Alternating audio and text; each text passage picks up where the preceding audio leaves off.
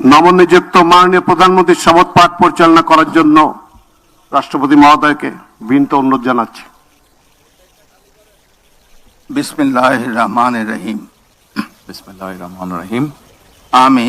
আমি সশ্রদ্ধ চিত্তে তারেক রহমান সশস্ত্র চিত্রে শপথ করিতেছি যে আমি আইন অনুযায়ী সরকারের প্রধানমন্ত্রী পদের কর্তব্য বিশ্বস্ততার সহিত পালন করিব। আমি বাংলাদেশের প্রতি অকৃত্রিম বিশ্বাস ও আনুগত্য পোষণ করিব। আমি সংবিধানের রক্ষণ সমর্থন ও নিরাপত্তা বিধান করিব। আমি ভীতি বা অনুগ্রহ অনুরাগ বা বিরাগের বশবর্তী না হইয়া সকলের প্রতি আইন অনুযায়ী যথাবিহিত আচরণ করিব। এবার মাননীয় প্রধানমন্ত্রীর গোপনীয়তার শপথ পাঠ পরিচালনা করার জন্য রাষ্ট্রপতি মহোদয়কে বিনীত অনুরোধ জানাচ্ছি। আমি তারেক রহমান সশস্ত্র চিত্রে শপথ করিতেছি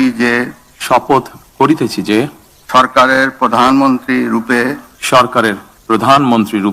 যে সকল বিষয় আমার বিবেচনার জন্য আনিত হইবে বা যে সকল বিষয় আমি অবগত হইব তাহা প্রধানমন্ত্রী রূপে যথাযথভাবে আমার কর্তব্য পালনের প্রয়োজন ব্যতীত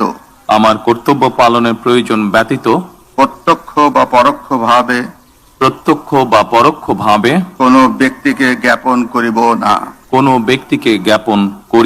বা কোনো ব্যক্তির নিকট প্রকাশ করিব না। ধন্যবাদ। মাননীয় প্রধানমন্ত্রীকে পদের শপথ ও গোপনীয়তার শপথ স্বাক্ষর করার জন্য এবং স্বাক্ষর শেষে নির্ধারিত আসন গ্রহণ করার জন্য বিনীত অনুরোধ জানাচ্ছি।